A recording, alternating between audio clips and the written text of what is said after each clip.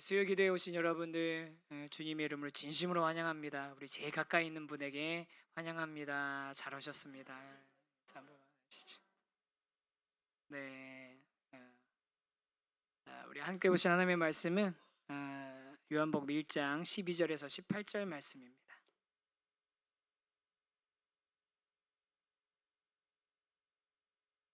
요한복음 1장 12절에서 18절까지 말씀을 한 절씩 교독하도록 하겠습니다. 제가 먼저 읽겠습니다. 영접하는 자 곧 그 이름을 믿는 자들에게는 하나님의 자녀가 되는 권세를 주셨으니 혈통으로나 육정으로나 사람의 뜻으로 나지 아니하고 오직 하나님께로부터 자들. 말씀이 육신이 되어 우리 가운데 거하심에 우리가 그의 영광을 보니 아버지의 독생자의 영광이요 은혜와 진리가 충만하더라.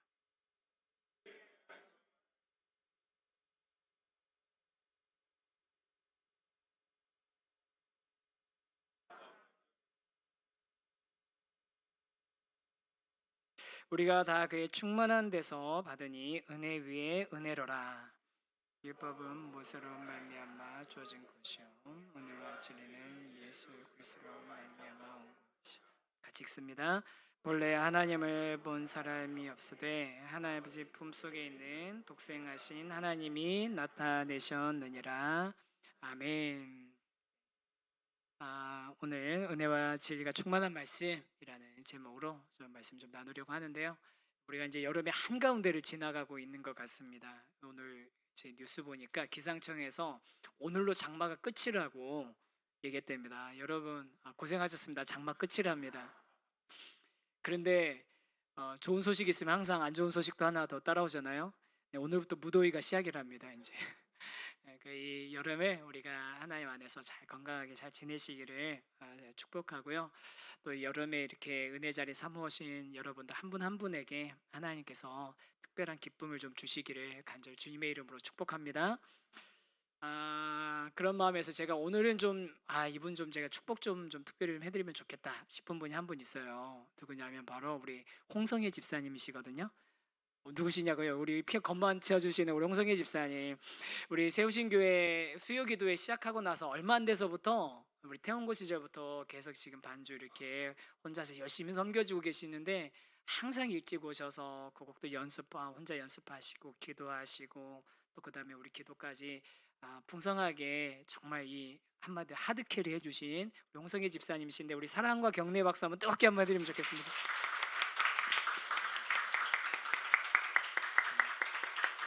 정말 진심으로 감사드립니다. 감사드리고요.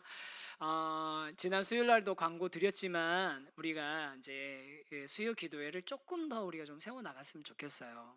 우리 함께 찬양도 하고 말씀도 듣고 그것도 중요하지만 또 우리 태원고가 주일 예배 끝나고 좀 차분히 앉아서 기도하고 좀 말씀 이렇게 좀 자기가 이렇게 소화하고 할 수 있는 환경이 안 되잖아요.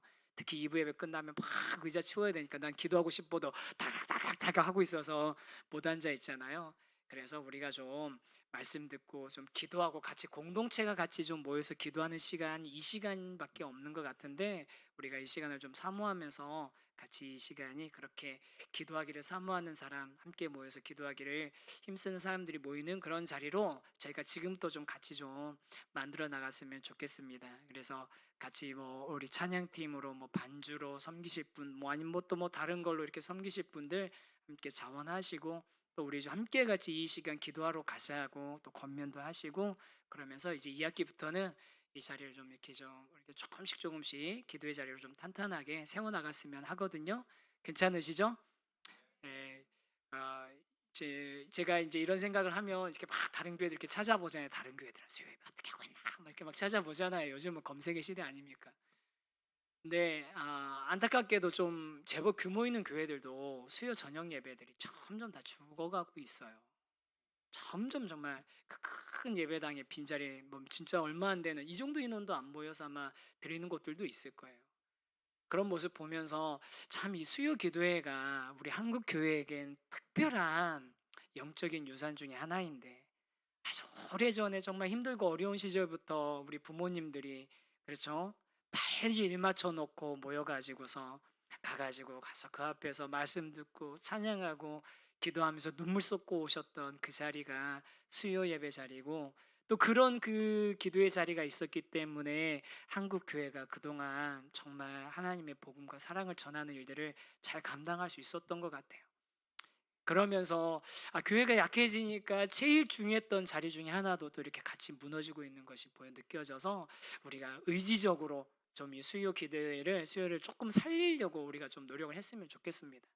트렌드 알죠? 저도 수요일 오전에 모이고 막 이렇게 하는 거 압니다. 트렌드 저도 압니다. 그렇게들 다 알고 자꾸 맞춰드리려고 하는 그런 노력도 필요하지만, 반대로 힘겨워도 우리가 좀 지킬 것들을 좀 지켜보려고 애쓰는 것도, 그런 노력도 좀 필요한 것 같아요. 그런 마음에서 우리 이제 2학기부터는 우리 수요 기도회를 한번 조금 더 잘 세워 나가는 것들 함께 고민하면서 마음 써가면서 함께 해나갔으면 좋겠습니다. 그런 마음, 그런 의미에서는 지금 이 자리에 계신 분들이 그렇게 앞으로 이렇게 이 기도회를 좀 수요 예배 시간을 수요 예배, 수요 기도회 두 개를 제가 지금 계속 혼용하면서 쓰고 있는데, 잘 이렇게 세워 나가는 데 있어서 시드머니 같은 분들이세요. 종잣돈들이세요. 그러니까 여러분들이 같이 다음번에 이제 보면 이렇게 한 사람씩 꼭 이렇게 더 이렇게 잡고 오시고, 제가 이런 얘기 잘 안 하는데 누구 데려오라고 예, 그렇게 해서 우리 함께 같이 은혜를 사모하면서 모여서 같이 했으면 좋겠습니다. 그리고 지난 그 7월 3주 지난 3주 동안 있었던 행복한 가정 세우기 수요 특강 어떠셨어요?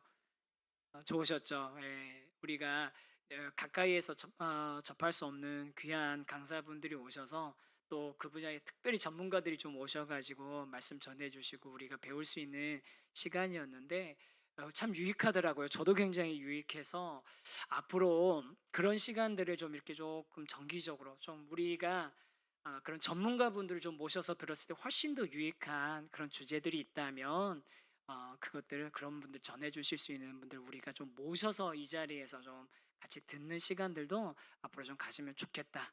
뭐 매주 뭐 그렇게 하는 거 할 수는 없지만, 그렇게 필요할 때마다 그렇게 듣는 시간도 가지면 좋겠다라는 생각도 하고 있습니다. 그래서 우리가 앞으로 이 자리가 정말로 좀 풍성한 은혜가 있고 기쁨이 있는 그런 자리가 되도록 함께 애써 주시기를 제가 부탁드리겠습니다. 그리고 좋은 의견 있으시면 저희 교육자들한테 저희한테 알려주시면 저희들이 그것도 또 참고해 가지고서 하나씩 하나씩 한번 시도해 보도록 하겠습니다. 오늘은 이제 벌써 7월 마지막 주 수요일입니다. 놀랍지 않으세요? 어쩜 시간이 이렇게 빨리 지나가는지. 저는 개인적으로 오늘이 느낌상 오늘이 마치 그냥 상반기를 마무리하는 느낌이 들거든요. 왜냐하면 다음 주에 제가 휴가 갑니다. 그래서 오늘이 정말 이거 주일날 공격 광고해야 되는 건데 미리 오픈했습니다. 그래서 더 이제 좀 상반기를 마무리하는 느낌이 좀 드는데요. 올해 이 상반기 동안에는 제가 수요 예배에 서면 이 자리에서 이 말씀이 얼마나 우리한테 유익하고, 또 말씀이 우리에게 오기까지 얼마나 놀라운 일들이 있었고, 또 그 말씀을 우리가 어떻게 읽고 해석하고 적용할 건지에 대해서 좀 이렇게 쭉 이제 시리즈로 약간 강의하듯이 좀 해왔었던 것 같아요. 그래서 그런 이야기들을 그냥 오늘 다 마무리해서, 그 말씀이 우리에게 오신 그 말씀이 우리에게 어떤 효용이 있나, 어떤 그런 능력이 되는가까지 잘 얘기하고서 말씀에 대해서 오늘 이제 나누고자 하는데요. 첫 번째는 뭐냐면요.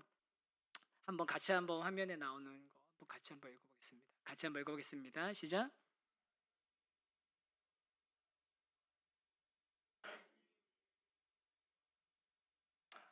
말씀이 육신이 되어 우리 가운데 거하시고 그 말씀이 우리에게 기록되어 전해졌습니다. 우리 읽었던 말씀인데요. 14절 말씀 한 번만 더 읽어보도록 하겠습니다. 같이 읽겠습니다. 시작.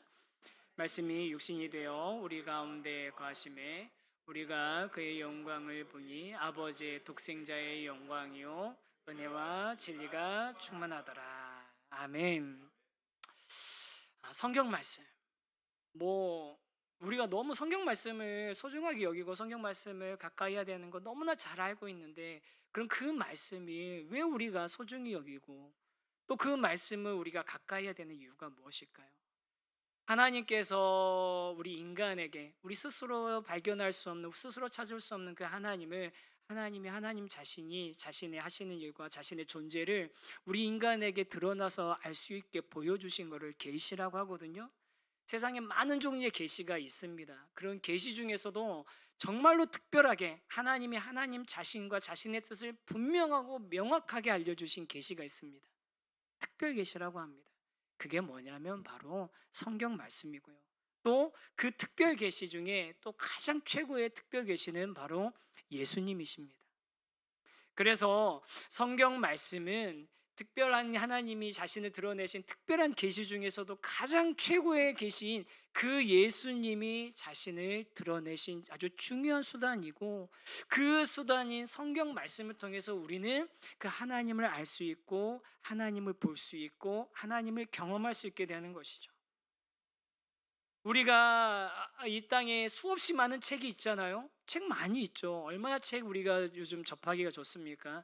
예전에는 뭐 인쇄술이 발달된 것뿐만 아니라 요즘은 저도 이제 아이패드로 이북을 많이 보거든요. 이북 안에 들어가면 뭐 수만 권의 책이 그냥 이 안에 다 들어 있어요.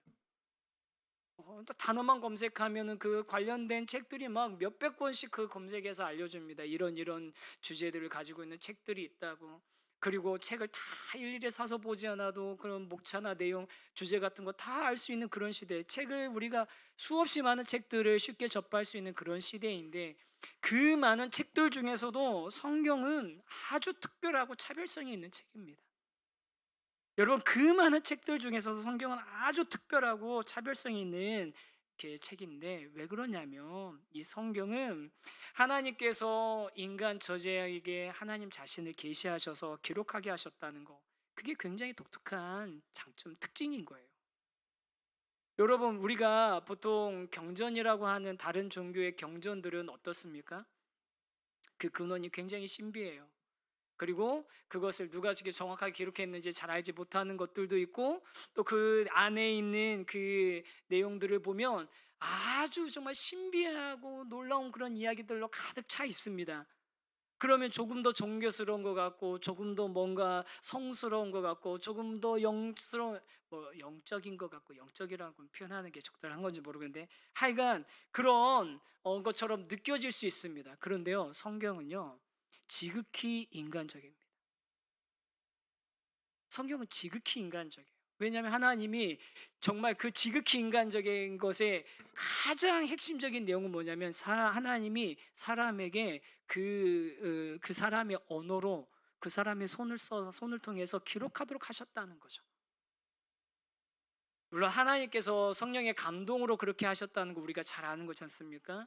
모든 성경은 하나님의 감동으로 된 것으로 교훈과 책망과 바르게 함과 의로 교육하게 유익하니, 말씀 우리가 잘 아는데, 하나님께서 그냥 하늘에서 뚝 떨어뜨려 주신 게 아니라 사람에게 그 사람을 정말 있는 그대로 이용하셔가지고 그 사람의 손을 써서 사용해서 그 사람의 언어를 가지고 기록하게 하셨다는 거죠.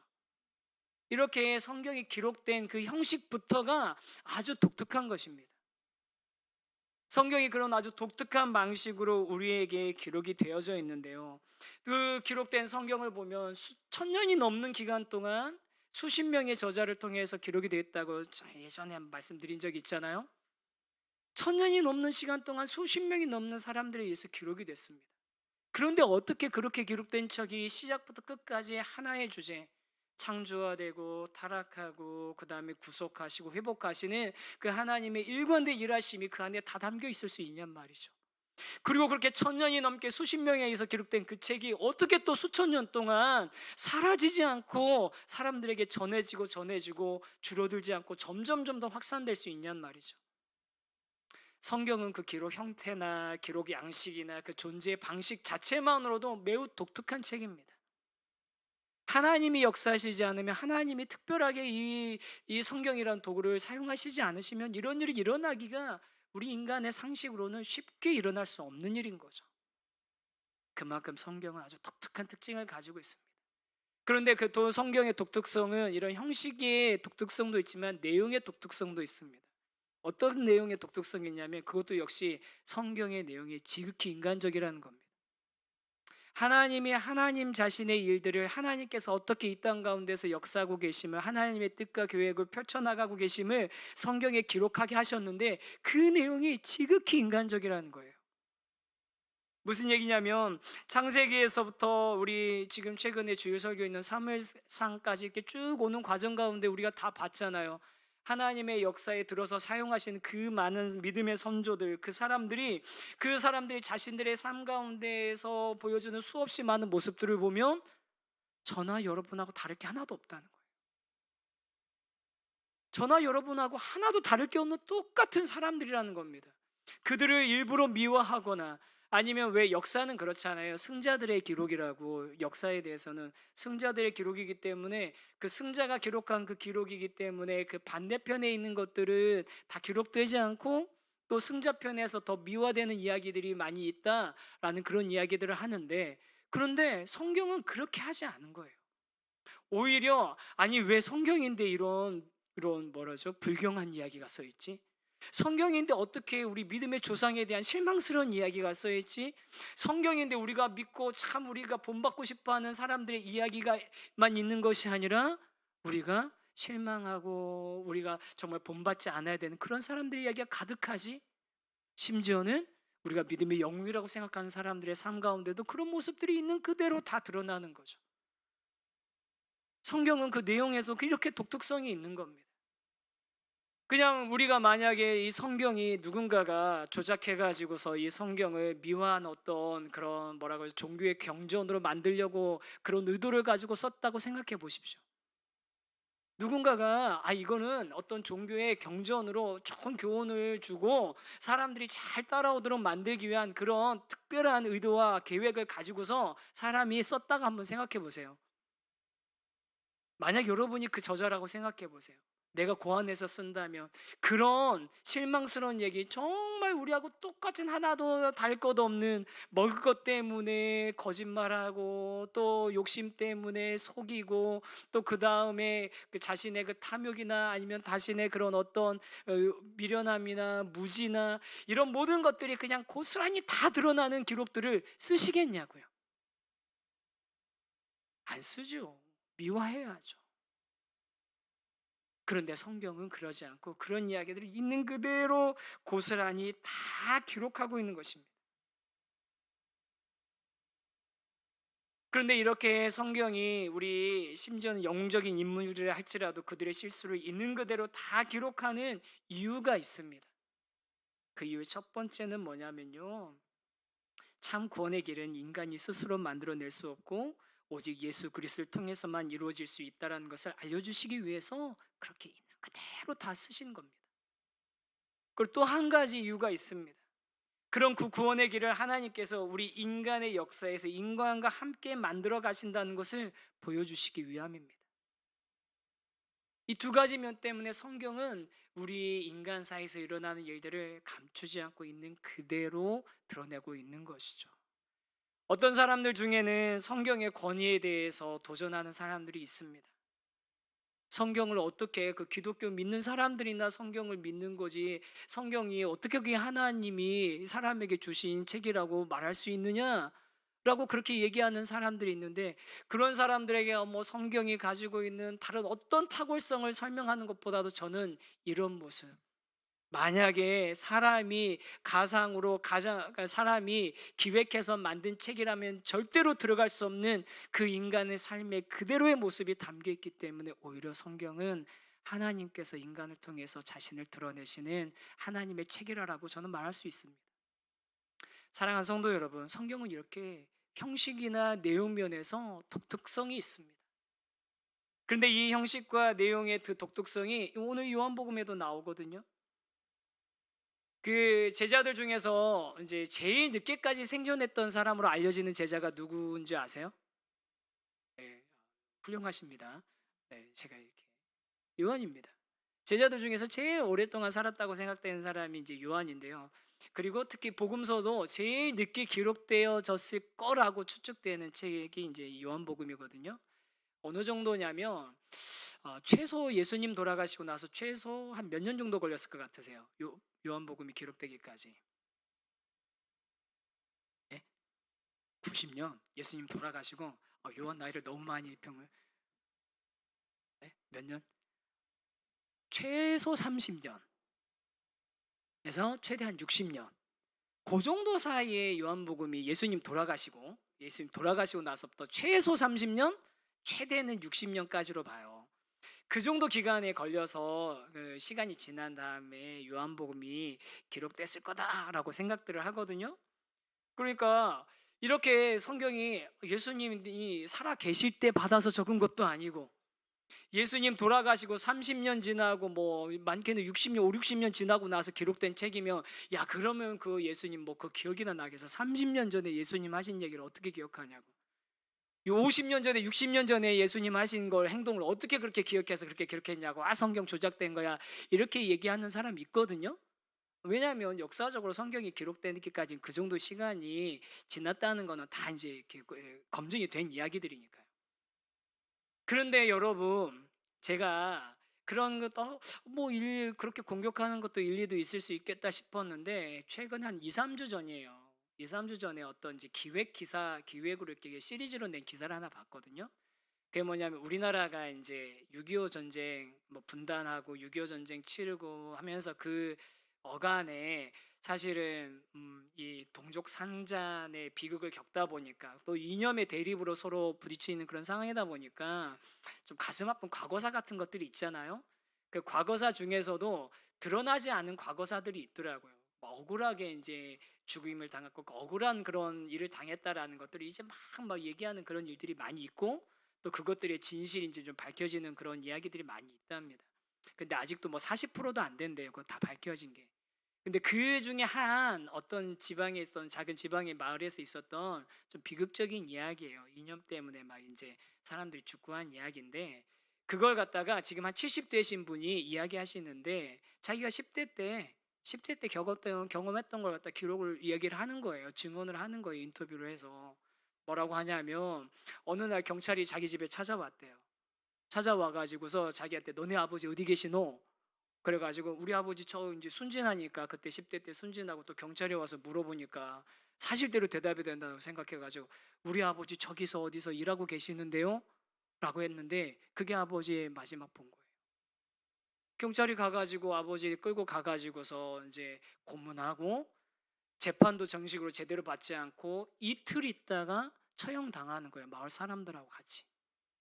처형당해가지고 마을 뒷산에 있는 소나무 밑에 이제 되게 잔인한 얘기인데 그 시체 갖다가 널브러 놓고서 꺼적대기로 얹어 놓고서 가족들이 와서 끌고 가게 해줬다는 거예요.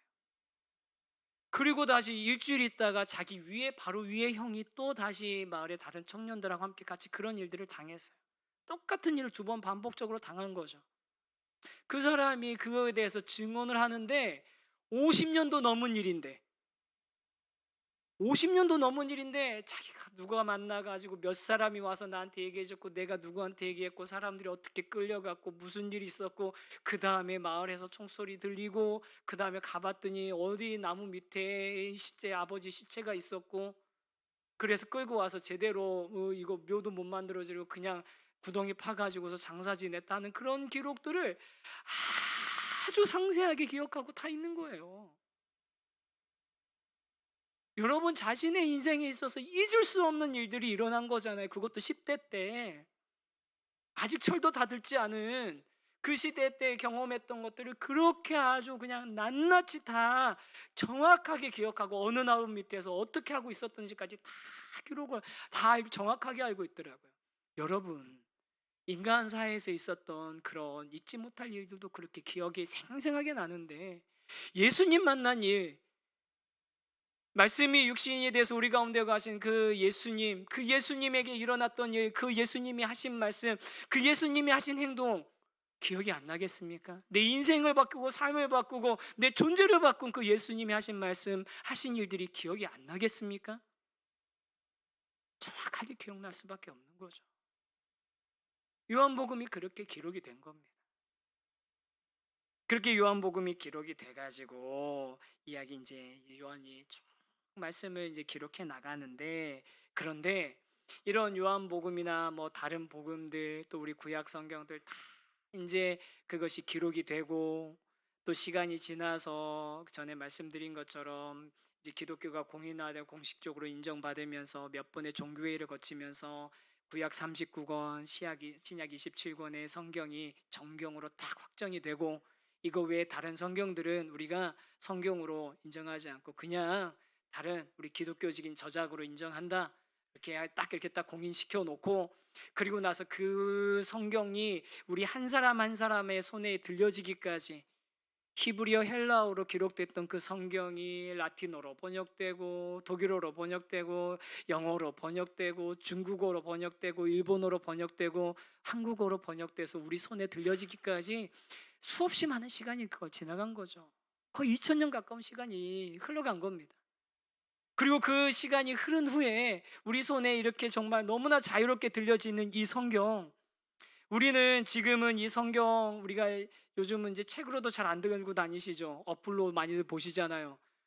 그 성경, 우리가 너무 가깝게 접하고 너무나 쉽게 접하는 그 성경, 우리에게 오시기까지, 우리에게, 우리 각 사람 각 사람에게 들려지기까지 얼마나 귀한 일들, 또 얼마나 많은 하나님의 귀한 사람들의 그 역사들, 그 현장에 그 일들이 있었는지 저 여러분이 기억하면서 우리 말씀을 소중하게 여기고 그 말씀을 가까이 하는 것이 저와 여러분에게 기쁨이 되고, 또 그 말씀을 가까이 하면서 이 말씀이 정말로 우리 삶 가운데 가까이 다가오신 그 예수님을 경험하게 되시는 그런 은혜를 저와 여러분이 누리게 되기를 주님의 이름으로 축원합니다.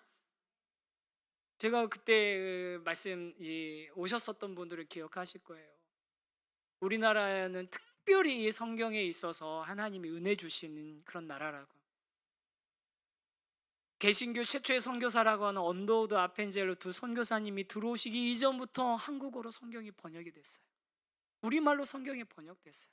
북쪽에서는 존 로스에 의해서, 저기 일본에서는 이수정이라는 사람에 의해서 성경이 번역되고, 심지어는 언더우드 아펜젤로 선교사가 한국의 조선 땅에 들어올 때 그때 그 이수정이라는 사람이 번역한 그 성경을 가지고 들어왔다는 거 아닙니까? 그리고 그 들어오신 선교사님들이 제일 먼저 힘쓴 게 뭐냐면 한국말로 제대로 된 성경을 번역하는 거, 그거였고, 또 그때 오셨던 선교사님들이 정말로 원어에 정말 충실하고 또 성경 건전한 신학을 가지고 있어서 성경을 정말 잘 번역할 수 있는 그런 실력을 갖춘 분들이어서요. 여러분, 한글 성경 우리가 읽을 때 어렵다, 옛날 말이다 하면서 투덜투덜 하시기도 하시죠? 그런데 이 성경이, 한글 성경이 정말로 너무나 잘 번역된 성경이고, 이 성경이 하나님이 우리 민족에게, 한국 교회에게 주신 특별한 축복이고 특별한 선물인 겁니다. 그래서 이 성경 여러분, 좀 어려워도 옛날 말들이 있어도 다른 번역본 보시면서 참고하시면 되잖아요. 그 성경을 통해서 우리에게 하나님이 얼마나 귀한 은혜를, 한국 교회에게 은혜를 주시고 그 은혜를 우리가 받았지 않습니까? 이어받고 있는 거 아닙니까? 그래서 그 은혜에 감사할 수 있는 저와 여러분이 되었으면 좋겠습니다. 그리고 이제 그러면 그렇게 우리가 성경이 하나님께서 우리에게 선물로 주셨는데 그 성경을 우리가 받으면 어떤 유익이 있느냐? 두 번째, 같이 한번 읽어볼까요? 같이 한번 읽어보겠습니다. 시작.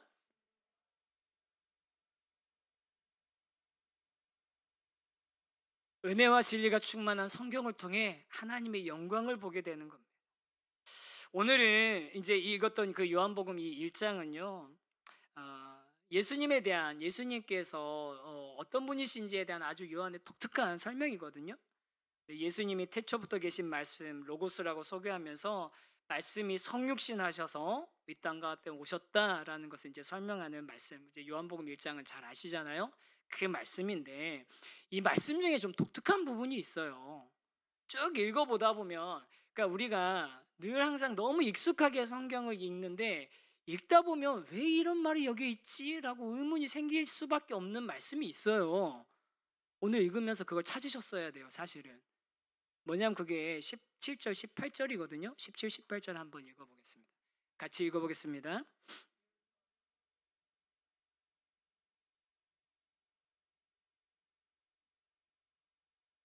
본래 하나님을 본 사람이 없으되 아버지의 품속에 있는 독생하신 하나님이 나타내셨느니라. 쭉 그냥 앞에서부터 쭉 읽어오다 보면 사실 17절에 왜 갑자기 모세와 율법 얘기를 하시지? 앞뒤에 뭐 다른 얘기가 없어요. 모세와 율법에 관한 얘기가. 아니 이게 뭐 어떤 분은 또 이런 얘기를 해요. 예수 그리스도의 복음과 그 모세의 율법은 서로 다른 거다. 예수 그리스도의 복음은 율법과 달라서 사람의 행위나 노력으로 뭔가 하나님 앞에 인정받아서 그 구원받는 게 아니라 예수님의 그 복음으로 영접하는 자, 하나님 아들을 믿는 자에게는 하나님의 자녀가 되는 권세를 주신 것, 그걸 알게 하기 위해서 율법, 모세의 율법과 예수 그리스도의 복음을 대조한 거다라고 설명을 하시는 분도 있는데, 그것도 뭐 어느 정도 뭐 일리는 있지만, 저는 만약에 그런 얘기였다면 앞과 뒤에 로마서와 같이 율법과 복음에 대한 뭐 비교하는 얘기들을 좀 더 쓰든지 그랬어야 되는데, 좀 약간 그런 맥락은 아닌 것 같아요. 그래서 여기 보면 율법은 모세로 말미암아 주어진 것이고 은혜와 진리는 예수 그리스도로 말미암아 온 것이라, 그리고 나서 본래 하나님을 본 사람이 없으되 아버지 품속에 있는 독생하신 하나님의 나타내셨느니라. 이 말씀이 그럼 도대체 무슨 뜻인가? 라고 생각해 본다면요, 여러분, 그러면 어디로 다시 돌아가 봐야 되겠습니까? 모세와 율법 그리고 하나님의 영광을 본 일이 혹시 겹치는 사건이 어디 있었나요? 성경에? 출애굽기에 있죠. 출애굽기 33장에. 출애굽기 33장 18절하고 20절 한번 읽어보겠습니다. 시작. 20절입니다. 또 이르시되 내가 네 얼굴을 보지 못하려니 나를 보고 살 자가 없음이니라. 이게 무슨 말씀이냐면요, 이 바로 앞에 부분이 뭐냐면 첫 번째로 시내산에서 모세가 하나님의 그 언약판을 받는 그런 장면이에요. 그때 무슨 일이 일어났죠? 모세 처음 올라갔을 때 밑에서는 아론이 이제 금송아지 만든 사건이 있잖아요. 그러니까 아론이, 모세가 여호수아와 함께 올라가서 그 말씀 받아가지고 내려오는데 밑에서 난리가 나니까 보니까 금송아지 가지고서 그러고 있으니까 모세가 돌판 집어 던져버린단 말이에요. 그리고 나서 모세가 사실은 약간 이게, 내가 이 민족을 이끌어갈 수 있을까? 아니 이렇게 지금 하나님의 그 영광의 임재가 가득한 가운데 하나님의 형상으로 너희를 애굽에서 이끌어내는 여호와라고 하면서 막 이거 다 빼가지고서 금송아지 만든 이 민족 내가 제대로 이끌어갈 수 있을까 하는 그런 시리에 빠져 있을 때 하나님하고 만나서 대화하는 장면에서 모세가 하나님께 말씀드린 게 뭐냐면, 이르되 원하건대 주의 영광을 내게 보이소서. 하나님의 영광 나한테 보여주시지 않으면, 하나님 그렇게 하시지 않으시면 내가 도대체 이 민족 이끌어갈 자신이 없습니다. 하나님, 내가 어떻게 얘네들을 책임하면 얘네를 어떻게 이끌어가겠습니까? 그런 얘기는 나에게 주의 영광을 보이소서라고 모세가 하나님께 간청을 합니다. 그랬더니 하나님이 모세가 불쌍했는지 어떻게 하냐면, 야, 나 보면 다 죽는데? 좋아, 그러면은 내가 살짝만 보여줄게. 그러면서 모세를 바위 사이에다 숨겨 놓으시고 싹 지나가시기가 손으로 덮었다가, 성경에 보면 손으로 덮었다가 지나가신 후에 손을 거두시고 뭐만 보게 하시는 거죠? 뒷모습만, 등만 보게 하세요. 그렇게 하나님의 영광을 등만 보게 하는 거예요. 그리고 나서 모세가 다시 하나님 앞으로 나아가 가지고서 시내산에서 다시 두 번째로 그 돌판에서 말씀을 받아갖고 오는데, 그 돌판을 받아가고 오던 모세의 모습이 어땠는 줄 아십니까? 얼굴과 피부에서 빛이 나가지고 사람들이 쳐다보지도 못하고 두려워할 정도였어요. 그래갖고 수건으로 그 얼굴을 가리거든요. 무슨 얘기냐면 모세가 하나님의 얼굴도 아니고요, 지나가는 등 뒤만 바라보고 그러고 하나님을 만난 그 하나님의 임재하심을 봤는데, 그 영광, 임재하심의 영광이 충만하고 그 영광이 정말 가릴 수가 없어서 그 모세에게서도 빛이 뿜어져 나왔단 말이에요. 여러분, 잠시 지나가면서 스쳐 지나가시면서 하나님의 뒷모습만 바라봐도 그런 영광이 모세에게서 뿜어져 나왔는데, 은혜와 진리이신 예수 그리스도께서 우리에게 직접 사람이 되셔서 오셔서 말씀하시고 일하시고 우리와 함께 사시고 거하시는 그것이 얼마나 영광스러운 일이며 어떻게 감출 수 없는 크신 영광이 그 가운데 임재하는 것인지 이야기하고 있는 것이죠. 비교할 수도 없는 하나님의 영광이라는 겁니다. 여러분, 하나님의 말씀을 본다는 것은요, 그런 하나님의 영광을 경험하는 것입니다. 스쳐 지나가는 하나님의 그 뒷모습만 바라봐도 그 영광을 감출 수 없었던 모세와 그것과는 비교도 할 수 없는 진짜 참 하나님이신 예수님께서 성육신하셔서 사람 가운데 거하셨고, 그 거하시는 예수님과 만나서 함께 거하는 그 예수님께 듣고 예수님께 받는 가르침과 또 예수님이 하신 일들을 직접 보는 것이 얼마나 놀라운 일인지 은혜와 진리가 충만하더라.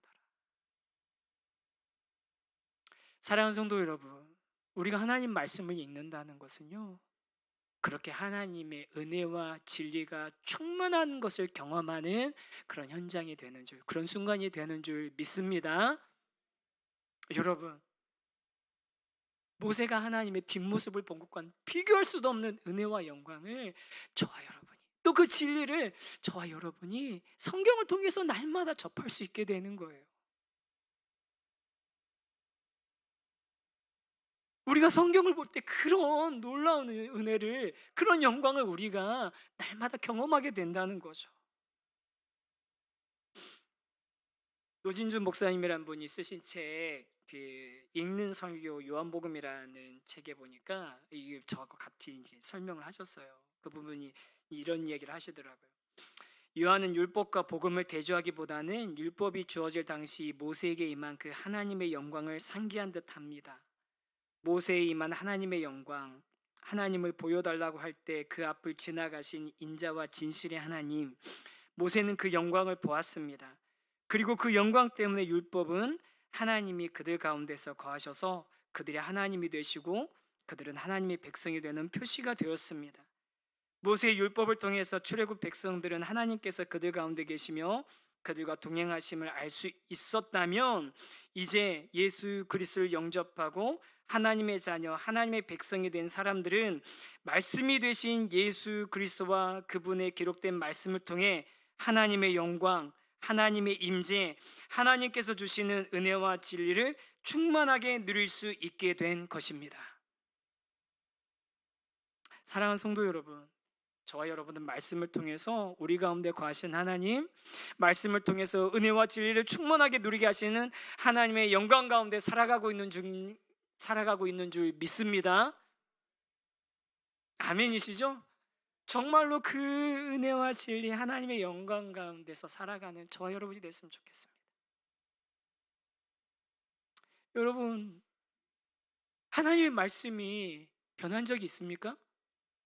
없죠. 똑같은 말씀을 우리가 받고 똑같은 말씀을 붙들고 똑같은 말씀을 읽고 배우고, 아니 예전보다 훨씬 더 많이 수없이 좋은 설교를 듣고 있는데도 우리가 정말로 그 하나님의 영광을 충만하게 경험하고 있는지, 은혜와 진리 가운데 거하고 있는지 저와 여러분이 점검해 본다면 부끄러워지는 이유는 무엇이겠습니까? 저와 여러분이 정말로 이 요한복음에서 말하고 있는 하나님의 그 은혜와 진리가 충만한 그 하나님의 영광을 말씀 가운데서 경험하게 되고 또 그 가운데서 살아가는 저와 여러분이 되기를 간절히 소망합니다. 우리는 그리스도인들은 다른 데서 차별성이 나오는 게 아니에요. 여러분, 그리스도인들 윤리적이어야 됩니다. 그리스도인들 다른 사람들의 모범이 돼야 됩니다. 맞습니다. 당연히 그래야 됩니다. 그런데 그게 차별성은 아니에요. 저와 여러분의 진짜 차별성은 진리로 우리 가운데 은혜와 진리로 충만하신 그 예수 그리스도를 이 말씀 가운데서 만나고 그 하나님의 영광을, 그 하나님의 임재하심을 말씀 가운데서 경험하고 그 말씀이 우리 삶의 기준이 되고 그 말씀이 우리의 나침반이 되고 그 말씀 가운데서 하나님과 교제하고 그 말씀 가운데서 우리 가운데 역사하시는 하나님을 경험하게 되는, 그것이 바로 차별성입니다. 그런 정말 그리스도인다운 차별성을 말씀 가운데서 받아 누리시는 저와 여러분의 삶이 되기를 간절히 소망합니다.